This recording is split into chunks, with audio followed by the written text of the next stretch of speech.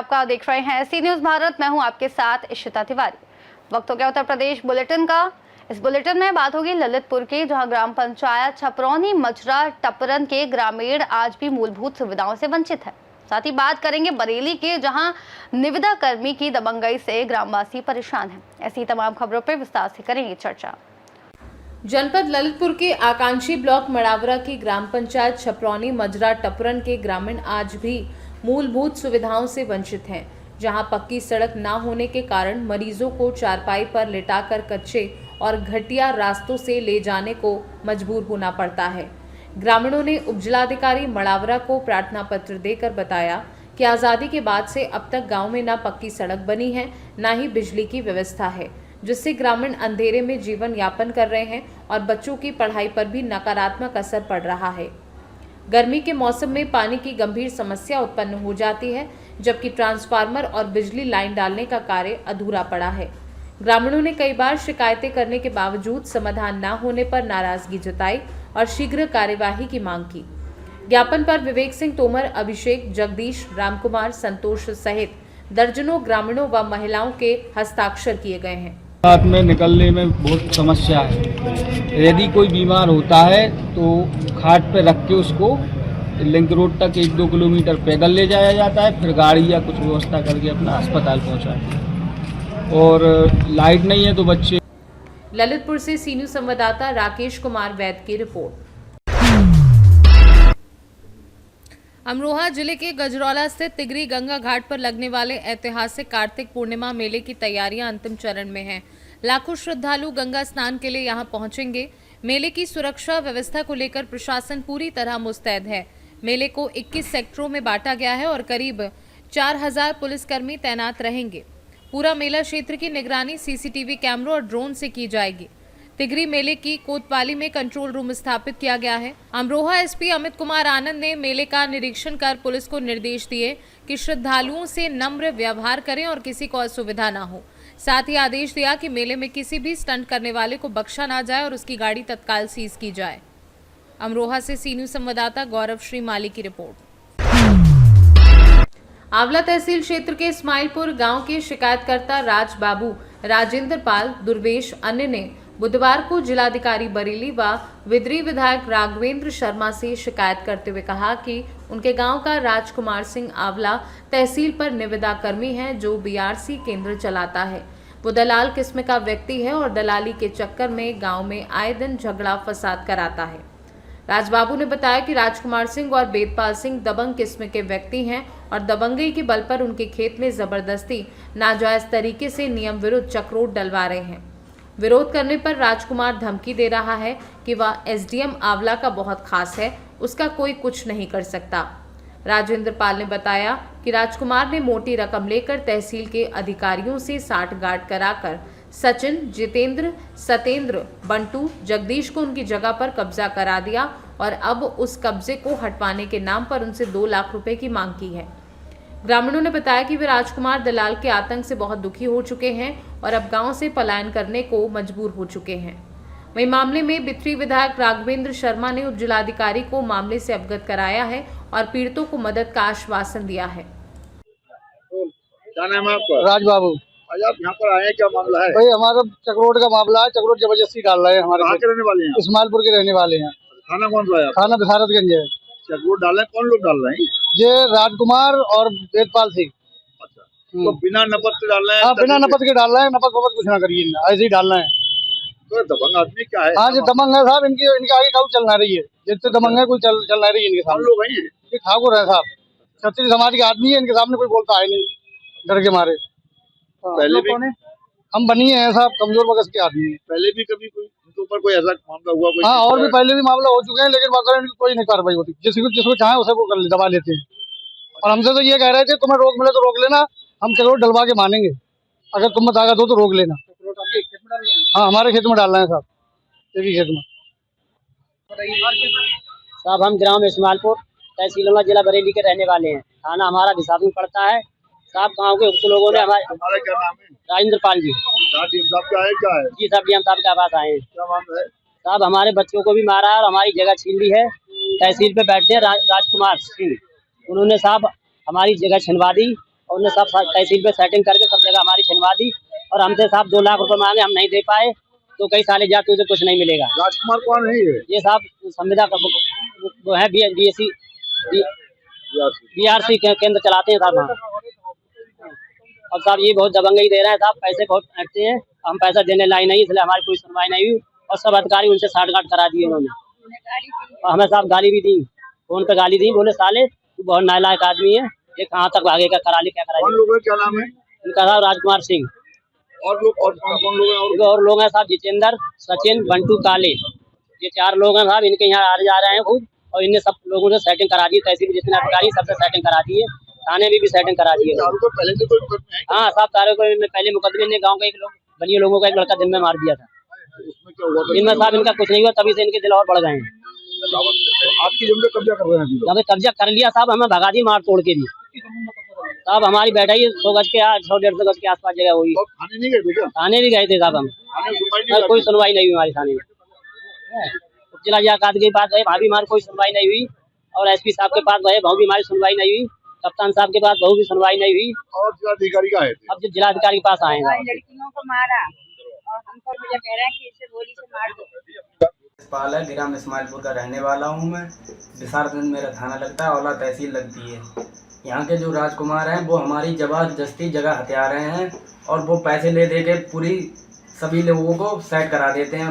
नेकपाल है, न्याय तहसीलदार हैं, उनका पूरा हाथ रहता है इस चीज़ में। और हमारे सभी घर वालों को पीटा है, हम दोनों भाई तो बाहर रहते हैं, इनके लिए बहुत बुरी तरीके से मारा है। राजकुमार का तहसील पे इतना लंबा दबदबा है, उसके चक्कर में कोई कानूनी प्रक्रिया बढ़ती ही नहीं है। और बरेली से सी न्यूज़ संवाददाता बीएस चंदेल की रिपोर्ट। जनपद बहराइच के सुजौली इलाके में हुए नाव हादसे के बाद एक तरफ गांव में कोहराम तो दूसरी तरफ प्रशासनिक अधिकारियों में हड़कंप मचा हुआ है। जिलाधिकारी के अनुरोध पर शासन की तरफ से मौके पर एनडीआरएफ, एसडीआरएफ एवं फ्लड पीएसी की टीम को रेस्क्यू के लिए बुलाया गया है। नदी में अधिक गहराई एवं अंधेरा काफी होने की वजह से रेस्क्यू टीमों को कठिनाइयों का सामना करना पड़ रहा है। वहीं दूसरी तरफ इस बीहड़ इलाके में जंगली हाथियों का खौफ भी रेस्क्यू में बाधा उत्पन्न कर रहा है। लिहाजा अब 8 लोगों की तलाश के लिए एनडीआरएफ, एसडीआरएफ एवं फ्लड पीएसी की टीम को तैनात कर दिया गया है। घटनास्थल पर पहुंचे जिलाधिकारी अक्षय त्रिपाठी ने बताया कि अंधेरा होने की वजह से पानी के भीतर रेस्क्यू करने में कई तरह की दिक्कतों का सामना करना पड़ रहा है। बता दें कि लापता 8 लोगों में 5 बच्चे, 1 महिला व 2 पुरुष नाविक शामिल हैं। रेस्क्यू का नेतृत्व कर रहे डीएम अक्षय त्रिपाठी ने कहा कि हर एक लापता की बरामदगी एक रेस्क्यू ऑपरेशन लगातार जारी रहेगा। सर, आज भरतापुर गांव में नाव डूबने की सूचना मिली है, क्या जानकारी है? आज भरतापुर के जो हमारे जनपद का लास्ट गांव है और ये जंगल का गांव है, यहाँ से खैरतिया बाज़ार जो कि लखीमपुर खीरी में पड़ता है, तो वहाँ लोग बाज़ार करने के लिए ग्रामवासी अपने नाव से गए हुए थे। वापसी में जब ये गांव के नज़दीक पहुँचे तो लगभग नदी के किनारे थोड़ी दूर पर इनका नाव एक लकड़ी से वहाँ टकरा गया, जिसकी वजह से असंतुलन हुआ और नाव जो है उसमें डूब गई, पलट गई। और इस दुखद दुर्घटना में गांव के 22 लोग जो नाव में सवार थे उसमें 8 लोग लापता हैं और बाकी 13 लोगों को हम लोग ने सकुशल इनको रेस्क्यू कर दिया गया है। एक व्यक्ति की मृत्यु हो गई है और एसएसबी की आरआरटी टीम और प्रशासन के सभी लोग आपदा राहत वाले यहाँ बचाव कार्य में लगे हुए हैं और साथ ही एसडीआरएफ, एनडीआरएफ की टीमें भी मौके पर पहुँच रही हैं और हम लोग रात भर रेस्क्यू करेंगे और उम्मीद है कि उन लोगों को हम लोग जल्दी से उनको रेस्क्यू कर लेंगे। शेष जो 8 लोग लापता हैं, बाकी सारा बचाव कार्य जारी है। उसमें बच्चे की भी सूचना मिली, कुछ बच्चे हैं जो लापता हैं? हाँ, बच्चों के सूचना है, 5 बच्चों की सूचना है, तो उनको सभी के बारे में रेस्क्यू कार्य जारी है। ठीक सर। क्या नाम है आपका? मेरा नाम लक्ष्मी नारायण मौर्य है। कहाँ गए थे और क्या घटना हो गई? सर, हम गए थे बच्चों को छोड़ने के लिए उनके नानी नाना के यहाँ डंडूरी। वापसी में हो रहे थे तो जो नाव चालक है मेहलाल, उसके पास मैंने फ़ोन किया कि हम भी निकल चलेंगे, तो कहा बोला 6 आदमी है, चले आओ, निकल चलेंगे साथ में। तो उधर से जब वापसी हुए तो कुछ मेहमान जो थे दूज लेके, भैया दूज लेकर गए थे, वो रास्ते मिल गए तो कल ये भी लोग चलेंगे, तो उनको रास्ते में बैठा के लेके आए। उस पार रेता जो देख रहे हैं आप, उस पे 6 लोगों को उतार दिया गया कि जैसे नाव में सामान भी है, आप लोग उतर लीजिए, बाद में आपको उतार लेंगे। और अंधेरा 6 बजे का टाइम था और उसमें 4 लोग खेलने वाले थे, तो हम लोग सोचे कि जल्दी जल्दी करो, खेलने न पीना जाएगा।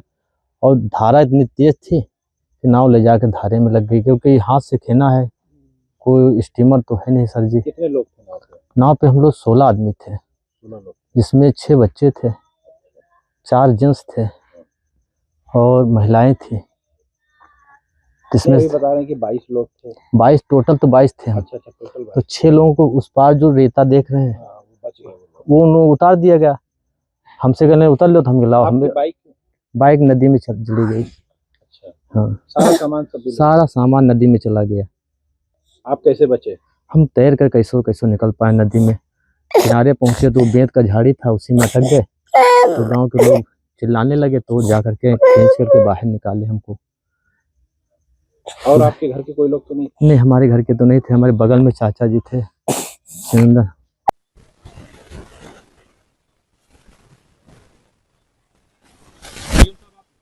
आपने अपने सामने रेस्क्यू करवाया है, अभी ताज़ा हालात क्या हैं और किस तरीके से आपकी टीम अभी वर्क कर रही है? ये हमारे जनपद बहराइच के ग्राम भरतापुर, जो कि कतरनी घाट टाइगर रिजर्व के कोर क्रिटिकल एरिया में आता है, वहाँ पर एक शाम को आज 6:30 बजे लगभग एक बोट के कैप्साइज होने की घटना हुई, जिसमें ये सूचना मिली थी कि 22 लोग सवार थे, जिसमें से 14 लोगों को रेस्क्यू करके सेव किया गया, जिसमें से अनफॉर्चुनेटली एक की डेथ हो गई है। रिमेनिंग 8 लोगों का रेस्क्यू एंड सर्च ऑपरेशन अभी संचालित है और चल रहा है। 2 टीम SDRF की और एक NDRF की टीम डिप्लॉय हुई है और त्वरित रूप से शुरुआत में SSB की भी SSB का भी डिप्लॉयमेंट इसमें हुआ था। एक में जो 13 लोग हम लोगों ने रेस्क्यू किए थे सेफली, उनमें से एक को CHC में ही पूर्वा शिफ्ट किया गया, वर्तमान में उनकी स्थिति सही है। बाकी सारे अभी प्रयास जो रेस्ट 8 लोग हैं उनको अभी खोजने में, उनका रेस्क्यू करने में लगे हुए हैं। Thank you. बहराइच से सीनू संवाददाता कृष्णचंद्र शुक्ला की रिपोर्ट। खबर फर्रुखाबाद से है, जहां थाना कंपल में बुधवार गुरुवार की रात पुलिस की 25,000 के नामी आरोपी से मुठभेड़ हो गई। आरोपी ने अपने आप को घिरा देखकर पुलिस पर फायरिंग कर दी। जब अभी फायरिंग में नामिया के पैर में गोली लग गई, जिससे वह घायल हो गया। उसे घायल अवस्था में CHC कायमगंज अस्पताल में भर्ती कराया गया। CO कायमगंज राजेश कुमार द्विवेदी ने बताया कि गैंगस्टर के मुकदमे में 25,000 का इनामी रोहित उर्फ कीड़ा काफी समय से फरार चल रहा था। वह कंपल थाना क्षेत्र के ग्राम सिरसा का निवासी है। पुलिस को सूचना मिली कि वह अपने गांव में मौजूद है। इस सूचना पर थाना कंपल और SOG की संयुक्त टीम ने पुलिया के पास घेराबंदी की और आरोपी को गिरफ्तार कर लिया। घायल अवस्था में उसे CHC कायमगंज में भर्ती कराया गया है, साथ ही वैधानिक कार्यवाही की जा रही है। थाना कंपिल में पंजीकृत गैंगस्टर के मुकदमे में काफ़ी समय से फरार चल रहे 25,000 की इनामिया अभियुक्त रोहित उर्फ कीड़ा पुत्र जैनेंद्र उर्फ जैना निवासी सिरसा थाना कंपिल के बारे में पुलिस को सूचना प्राप्त हुई कि अपने गांव में मौजूद है, कहीं जाने की फिराक में है। इस सूचना पर थाना कंपिल व SOG की संयुक्त टीम ने भरतू पुलिया के पास घेराबंदी की गई। घेराबंदी के दौरान अभियुक्त रोहित ने पुलिस पर जानलेवा हमला तमंचे से किया। जवाबी फायरिंग में अभियुक्त के बाएं पैर में गोली लगी है। घायल अवस्था में उसे CHC कायमगंज रवाना किया गया है। अन्य वैधानिक कार्रवाई। फर्रुखाबाद से सीनू संवाददाता आदेश शर्मा की रिपोर्ट। ललितपुर जनपद के ग्राम बिरधा पंचायत में बच्चों के भविष्य के साथ बड़ा खिलवाड़ किया जा रहा है, जहां लाइब्रेरी के नाम पर सिर्फ कागजों में ही सुविधा दिखाई गई है, जबकि धरातल पर न किताबें हैं, न कंप्यूटर व्यवस्था और न ही सफाई कर्मचारी मौजूद हैं, जिससे बच्चों को खुद ही सफाई करनी पड़ती है। लगभग 9,87,000 रुपए की सरकारी धनराशि खर्च दिखाकर भी लाइब्रेरी अस्तित्वहीन है। ग्रामीणों और बच्चों ने सवाल उठाया कि आखिर ये राशि कहां खर्च की गई है और उनके शिक्षा के अधिकार के साथ हो रहे इस धोखे का जवाब कौन देगा? ललितपुर से सी न्यूज़ संवाददाता संजय रजक की रिपोर्ट। इस बुलेटिन में फिलहाल इतना ही। देश और दुनिया की तमाम बड़ी जानकारियों के लिए देखते रहिए सी न्यूज़ भारत।